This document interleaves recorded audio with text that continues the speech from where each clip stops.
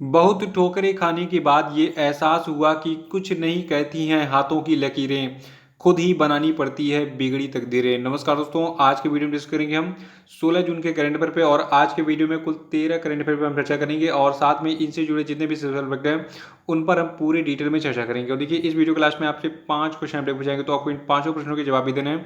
तो शुरू से लास्ट तक वीडियो में बने रहिए। और देखिए, इस वीडियो को पूरा देखने के बाद आप इसकी पीडीएफ फाइल जो है वो भी डाउनलोड कर सकते हैं। नीचे डिस्क्रिप्शन बॉक्स में आपको इस वीडियो की पीडीएफ लिंक मिल जाएगी।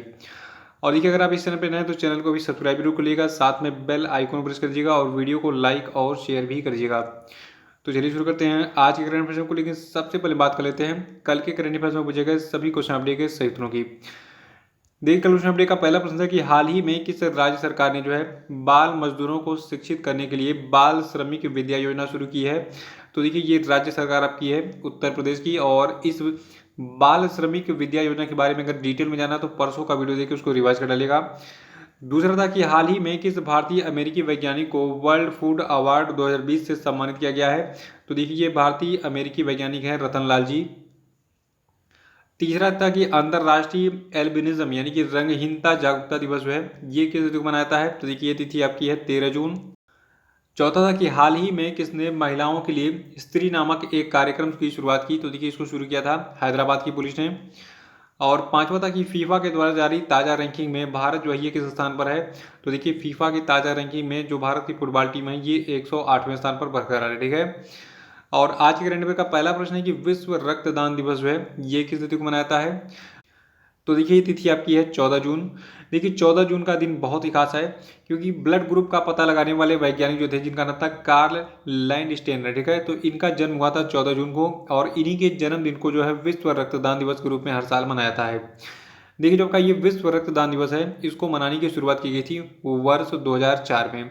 तो ये सारी डिटेल्स याद रखिएगा। लेकिन सबसे पहले क्या रखना कि 14 जून को हम हर साल मनाते हैं विश्व रक्तदान दिवस।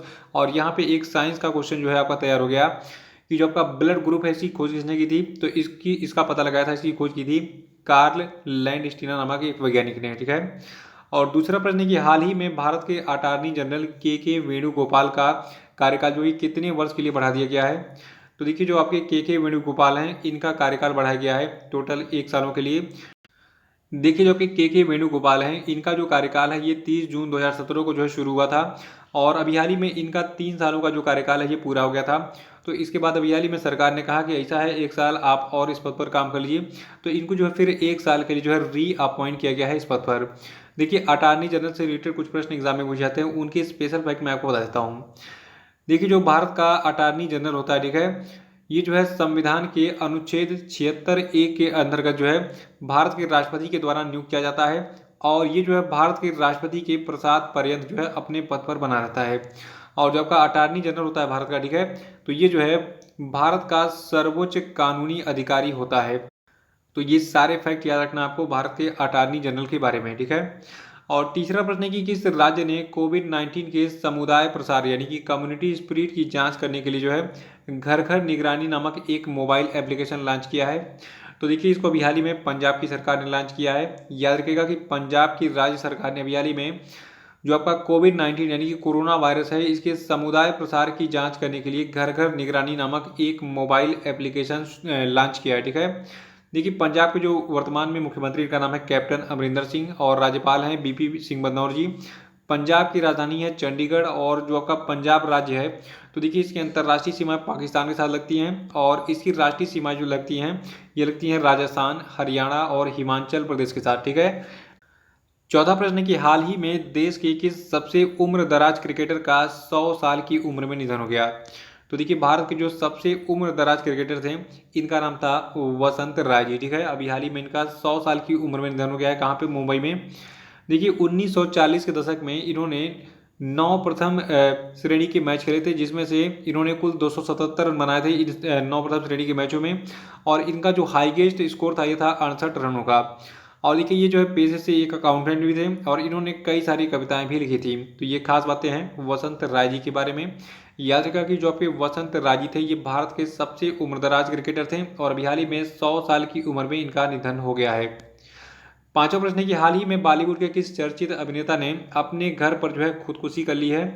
तो देखिए, इस प्रश्न को मैं बताना नहीं चाहता था लेकिन फिर भी आपको बता रहा हूँ क्योंकि देखिए मुझे बहुत ही सदमा लगा था कि जो सुशांत राजपूत है इन्होंने काफ़ी कुछ स्ट्रगल किया था अपनी लाइफ में और ये इस मुकाम पर पहुंचे थे। मतलब इतना कठिन परिश्रम करने के बाद इस मुकाम पर पहुंच जाने के बाद जो है फिर इतना बड़ा मतलब इतनी बड़ी गलती करना मतलब सुसाइड करना ये बहुत ही गलत है। ठीक है, तो आइए सुशांत सिंह राजपूत के बारे में थोड़ा सा हम जान लेते हैं। देखिए जो आपके सुशांत सिंह राजपूत हैं तो इनका जन्म हुआ था 21 जनवरी 1986 को और अभी हाल ही में इनका निधन हुआ है 14 जून 2020 को। ठीक है, ये एक भारतीय टीवी और फिल्म अभिनेता थे और इनका जन्म जो है बिहार राज्य में हुआ था, ये चीज़ याद रखिएगा। और देखिए इन्होंने कुल 12 प्रसिद्ध फिल्में और 2 प्रसिद्ध टीवी धारावाहिकों में अभिनय किया था। इनकी जो चर्चित फिल्में थीं इनमें जो है डिटेक्टिव ब्योमकेश बख्शी, पीके, केदारनाथ, MS धोनी और छिछोरे शामिल है। ठीक है, और देखिए इनकी एक और फिल्म थी काई पोछे, इसमें इन्होंने काफ़ी बढ़िया अभिनय किया था और इसी से अपने फिल्मी करियर की इन्होंने शुरुआत भी की थी। ठीक है, तो सुशांत सिंह राजपूत के बारे में डिटेल्स याद रखिएगा। छठा प्रश्न है कि हाल ही में किस शहर में अत्याधुनिक बाढ़ चेतावनी प्रणाली यानी कि फ्लड वार्निंग सिस्टम जिसका नाम है आई फ्लोज लॉन्च किया गया। तो देखिए आई फ्लोज को लॉन्च किया गया अभी हाल ही में मुंबई में और देखिए अभी हाल ही में इसे केंद्रीय पृथ्वी विज्ञान मंत्री डॉक्टर हर्षवर्धन ने महाराष्ट्र के मुख्यमंत्री उद्धव ठाकरे के साथ मिलकर लॉन्च किया है। देखिए जो आपका आई फ्लूज है ये मुंबई को 3 दिन पहले होने वाली बाढ़ की जो भविष्यवाणी है उसको करने में सक्षम बनाएगा। देखिए मुंबई वैसे तो सपनों का शहर कहा जाता है उसको, लेकिन जब बरसात का मौसम आता है तो वो समझ लीजिए सारे सपने लोगों के डूबने लगते हैं। मतलब बहुत भयानक बाढ़ आती है वहाँ पे और पूरे बरसात के मौसम में जो है मुंबई के लोग तबाह रहते हैं। तो इसी को देखते हुए जो आपका ये फ्लड वार्निंग सिस्टम है आई फ्लोज इसको लॉन्च किया गया है ताकि वहाँ पर जो है यानी कि मुंबई में अगले 3 दिन पहले होने वाले जो बाढ़ की चेतावनी है, ठीक है, तो ये मिल सके लोगों को भैया 3 दिन बाद जो है बाढ़ आने वाला है, आप पहले से अपना राशन पानी लेकर अलर्ट हो जाइए। सातवां प्रश्न है कि हाल ही में किसे यूटीआई म्यूचुअल फंड का मुख्य कार्यकारी अधिकारी यानी कि चीफ एग्जीक्यूटिव ऑफिसर अपॉइंट किया गया है। तो देखिए ये व्यक्ति आपके हैं इम्तियाजुर रहमान। याद रखिएगा कि इम्तियाजुर रहमान को अभी हाल ही में यूटीआई म्यूचुअल फंड का मुख्य कार्यकारी अधिकारी अपॉइंट किया गया है और देखिए इन्होंने इस पद पर जो है लियो पुरी का स्थान लिया है। आठवां प्रश्न है कि हाल ही में steel authority of India limited के निदेशक का निधन हो गया है, इनका क्या नाम था? तो देखिए स्टील अथॉरिटी ऑफ इंडिया के जो निदेशक थे इनका नाम था अतुल श्रीवास्तव और अभी हाल ही में इनका निधन हो गया है। देखिए जो आपका स्टील अथॉरिटी ऑफ इंडिया है इसका मुख्यालय नई दिल्ली में स्थित है। इसकी स्थापना 19 जनवरी 1954 को हुई थी और इसकी ओनर है गवर्नमेंट ऑफ इंडिया यानी कि जो भारत सरकार है ये जो है इसकी ओनर है इस कंपनी की स्टील अथॉरिटी ऑफ इंडिया की। और देखिए जो आपका स्टील अथॉरिटी ऑफ इंडिया है इसमें 74.9% शेयर है गवर्नमेंट ऑफ इंडिया यानी कि भारत सरकार का। नवा प्रश्न है कि फिलीपींस में भारत के नए राजदूत कौन बनाए गए हैं? तो देखिए ये व्यक्ति आपके हैं शंभू एस कुमारन और देखिए जो आपके शंभू एस कुमारन है ये इस पद पर जो है जयदीप मजूमदार का स्थान लेंगे, इनके पद पर ये अपॉइंट किए गए हैं। और जो आपके शंभू एस कुमारन है तो देखिए ये वर्तमान में किंगडम ऑफ मोरक्को में भारत के राजदूत के पद पर काम कर रहे हैं, लेकिन अब यहाँ पे ये पद त्यागेंगे। और जो आपके शंभू एस कुमारन है अब ये जो है जो आपका फिलीपींस देश है वहाँ पर भारत के राजदूत के रूप में जो है काम करेंगे। और फिलीपींस के बारे में थोड़ा सा जान लीजिए। देखिए फिलीपींस जो है ये बहुत सारे छोटे छोटे जो है आइलैंड से मिलकर बना हुआ देश है, बहुत सारे भूकंप वगैरह यहाँ पे आते हैं। और फिलीपींस जो है यहाँ की राजधानी है मनीला, मुद्रा यहाँ की फिलिपीनी पेसो और राष्ट्रपति यहाँ के हैं रोड्रिगो दुतर्ते। 10वां प्रश्न है कि हाल ही में भारतीय रेलवे की किस जोन ने जो है एक आर्टिफिशियल इंटेलिजेंस सक्षम रोबोट जिसका नाम है कैप्टन अर्जुन लॉन्च किया है? तो देखिए कैप्टन अर्जुन को लॉन्च किया है भारत के सेंट्रल रेलवे जोन ने।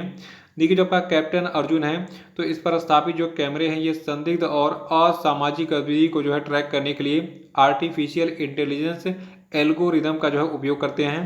और जो आपका ये कैप्टन अर्जुन नामक रोबोट है, ठीक है, तो देखिए ये कुछ इस प्रकार से दिखता है, ठीक है।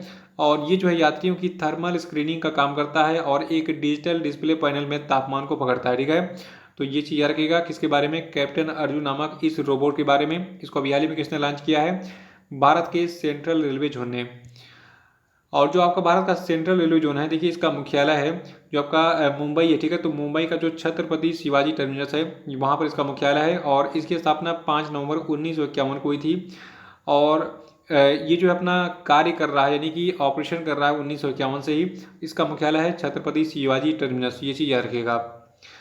11वां प्रश्न है कि भारत जो ये निम्न में से किस देश में कोविड-19 महामारी से निपटने के विभिन्न पहलुओं से संबंधित 4 पेशेवर पाठ्यक्रम शुरू करेगा? तो देखिए ये देश आपका बांग्लादेश है।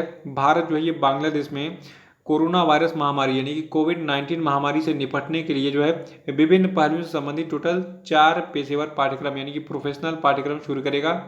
और देखिए इस पाठ्यक्रम का उद्देश्य बांग्लादेश में कोविड-19 महामारी से निपटने की क्षमता को बढ़ाना है। और ये पाठ्यक्रम 18 जून से 26 जून तक चलेगा। और जो पहला पाठ्यक्रम होगा ये 18 जून से शुरू होगा और इसका जो संचालन है ये मसूरी के राष्ट्रीय सुशासन केंद्र के द्वारा जो है किया जाएगा।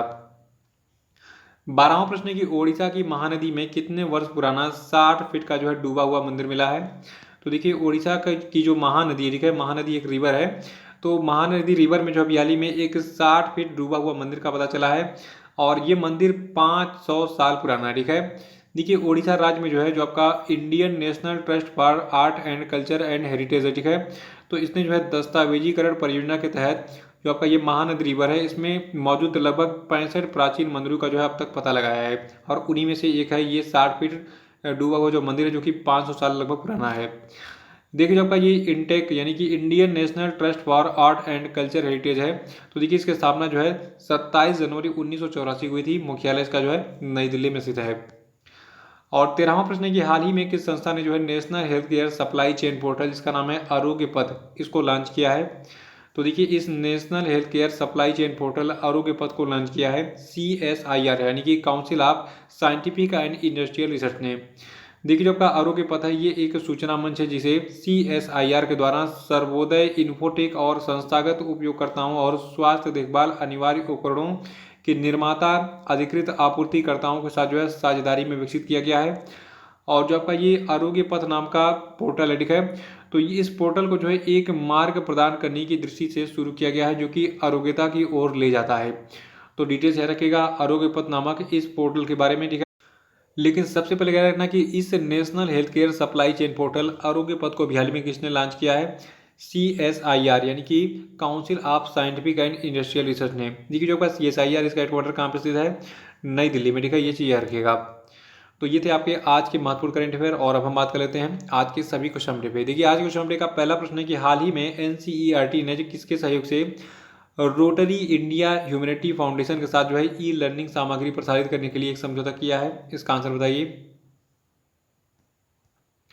और आपके लिए दूसरा प्रश्न है कि हाल ही में infrastructure leasing and financial services limited ने गुजरात सरकार को कितने प्रतिशत जो है हिस्सेदारी बेची है, उत्तर बताइए। तीसरा कि हाल ही में किस व्यक्ति को 3 साल के लिए जो है लार्सन एंड टूब्रो कंपनी के गैर कार्यकारी चेयरमैन पद पर अपॉइंट किया गया है, रीअपॉइंट किया गया यानी पुनर्नियुक्त किया गया, इसका आंसर बताइए।